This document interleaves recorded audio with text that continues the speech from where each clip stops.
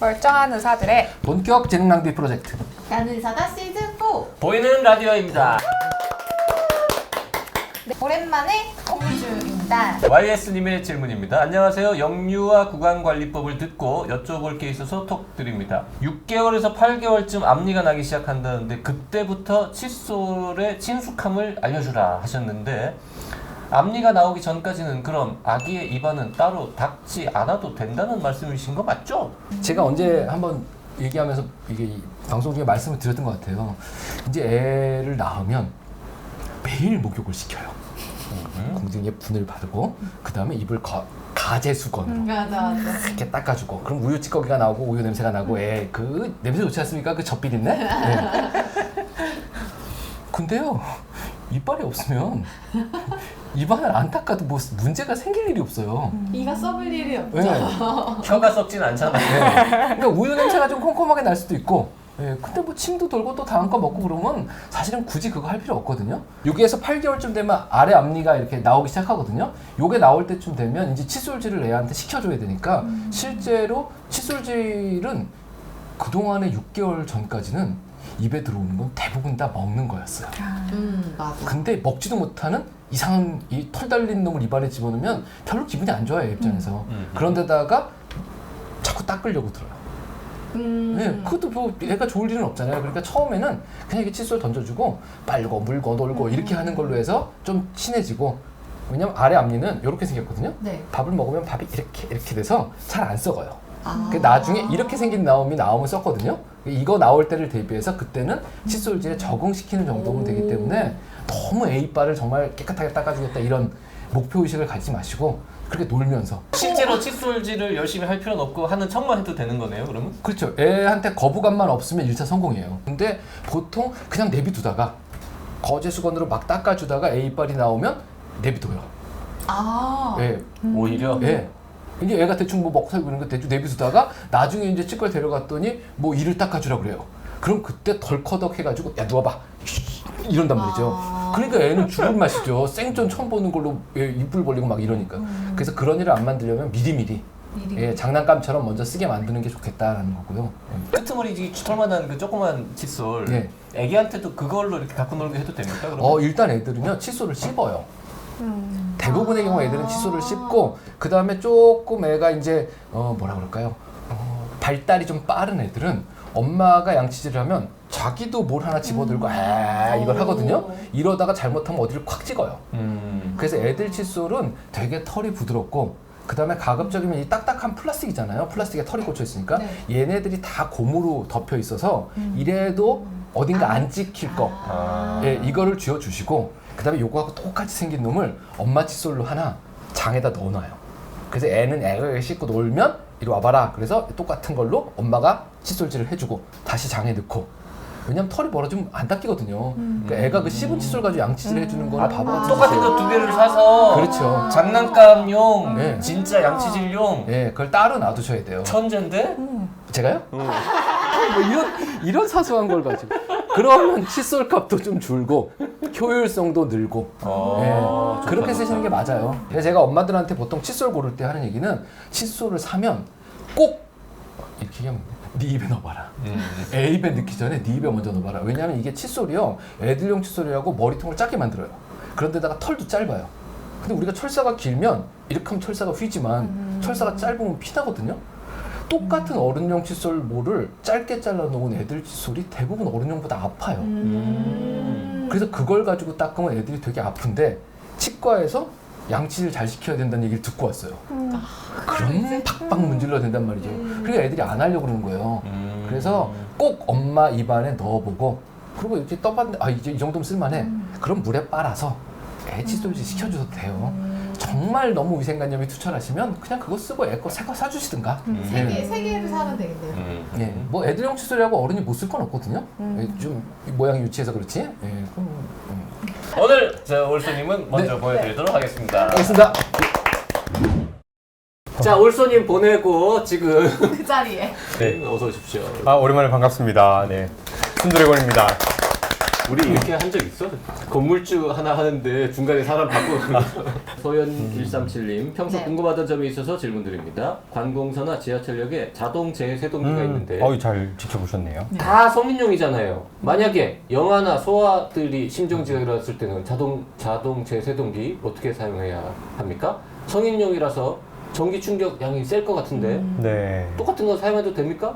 가슴에 한 개, 등에 한 개 이렇게 붙이나요? 너무 너무 궁금합니다. 아, 네. 생각하지 못했던 지점이긴 야, 이게 하네요. 아마 소연님이 아마 아기를 키우고 계실 것 같아요. 제 생각에는 아마 아이가 있고 음흠. 하니까 좀 더 관심 있게 보셨을 것 같은데 정말 좋은 질문이신 것 같고 네. 이게 이제 기계가 여러 가지가 있어요. 여러 가지 기계가 있어서 사실 기계마다 좀 다를 수 있는데 어떤 기계는 소화용이라고 표시되어 있는 기계가 있어요. 그래서 소화 버튼을 누르면 전기 충격량이 좀 줄어서 이렇게 네. 전달되게 돼 있는 그런 것도 있고 그 다음에 붙이는 패치 있잖아요. 네네네. 패치가 소화용이 따로 들어가 있는 기계도 있어요.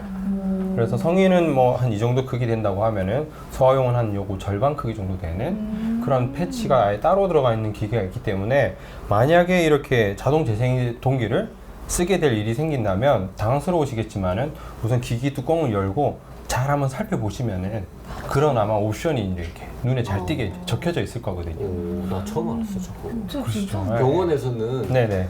아이 환자가 만약에 그런 일이 생겼다 그러면 심폐소생술 준비해 주세요라고 하면 네, 알아서 다. 간호사분들이 알아서 소화용 작은 걸로 편하게 세팅해주고 사셨어요. 전기 양도 다 조절해 주시니까 네, 우리는 네. 평소에도 똑같이 하면 되거든 네. 의사들은. 근데 지하철역에 있는 거에도 네네네. 소화용이 따로 들어있다고요? 네네네네. 들어있는 패치가 따로 안 들어있는 것도 들어있는 있어 제품도 있고, 있고? 없으면은 뭔가 이렇게 버튼이 더 있다거나. 버튼이. 네네네. 저거 근데 아예 없는 경우도 있다고는 아, 들었어요. 그래요? 네, 그냥 성인만 돼 있는 경우도 있고. 네. 성인용만 되어 있는 경우에 네네네. 아동한테 쓰면 네네네. 그래도 안 쓰는 것보다는 낫지 않습니까? 맞습니다. 예, 분명히 전기 충격량이 그 아기에게 허용된 그런 수치보다는 많이 충격이 들어갈 수 있기는 하지만은 심장이 멎어 있는 상태이기 그러니까. 때문에 그거라도. 그럼 아무 조치도 안 하면 그냥 아기가 죽어버리잖아요.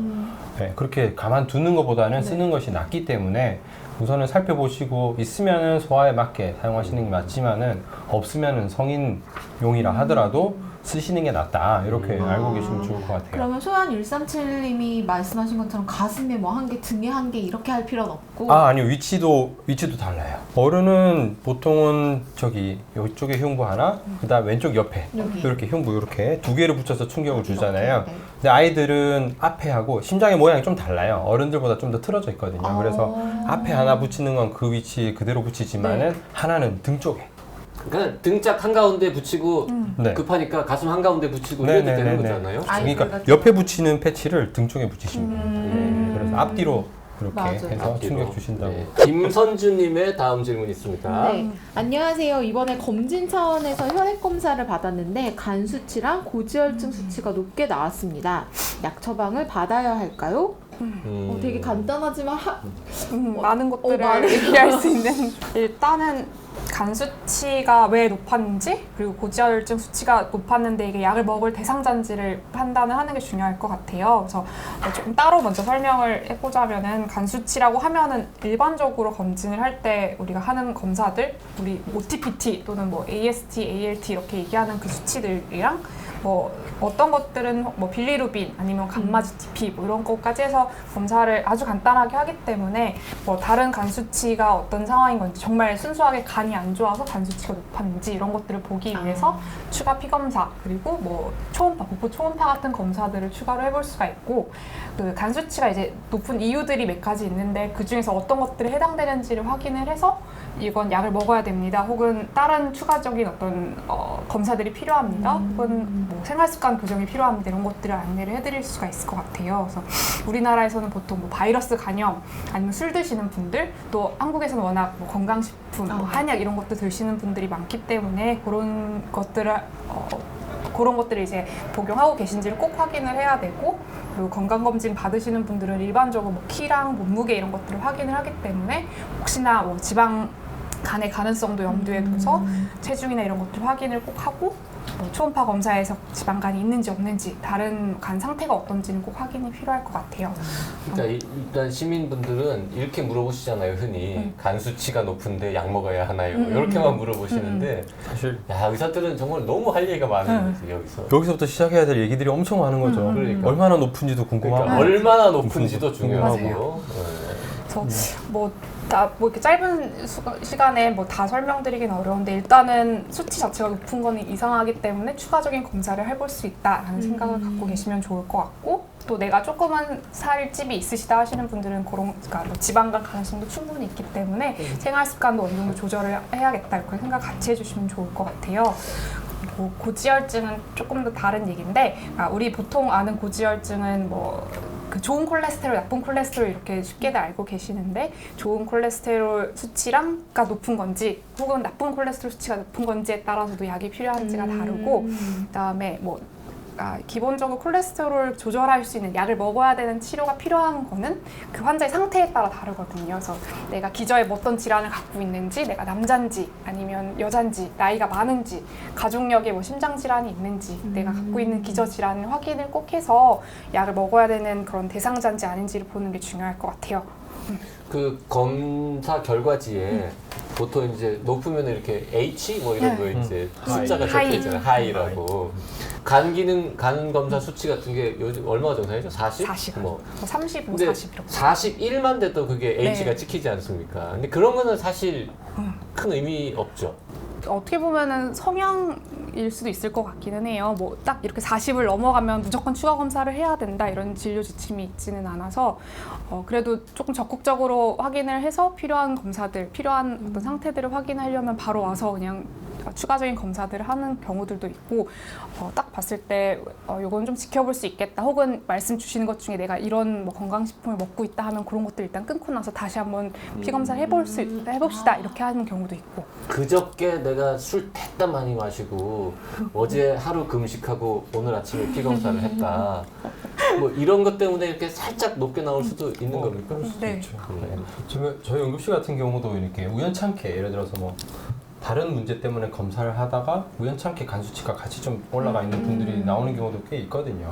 그때 이제 설명을 드리면서 저희가 드리는 말씀은 우선은 지금 순간에서 수치가 조금 높게 나온 건데 이게 며칠 지나면 떨어질 수도 있고 또 오히려 거꾸로 며칠 지나면 올라갈 수도 있기 때문에 저희 응급실 같은 경우에는 그렇게 해서 간 수치가 높게 나오면은 뭐 소화기 내과나 아니면 내과 선생님들 외래를 좀 며칠 뒤로 예약을 잡으면서 검사를 한 번 더 해보기를 또 권유드리기도 해요. 그럼 보통 이렇게 간 수치가 좀 높게 나오면 어떤 걸 물어보세요? 이 간 수치가 왜 높게 나오는지 파악하시려면 뭔가 질문하실 것 같거든요. 예를 들어서 뭐 한약 드세요? 아니면 뭐 네. 한약이든 뭐 양약이든 네. 뭔가 비타민 다리 약을 드세요? 시켜서 먹은 것들이 네, 있는지 즙을 네. 드시나요? 뭐 다려 먹고 고아 먹고 삶아 먹고 뭐 없으시냐 뭐 남들 다 먹는 밥 말고 추가로 드시는 거 있으면 다 얘기하라고 하죠. 다른 약들도 있을 수 있고요.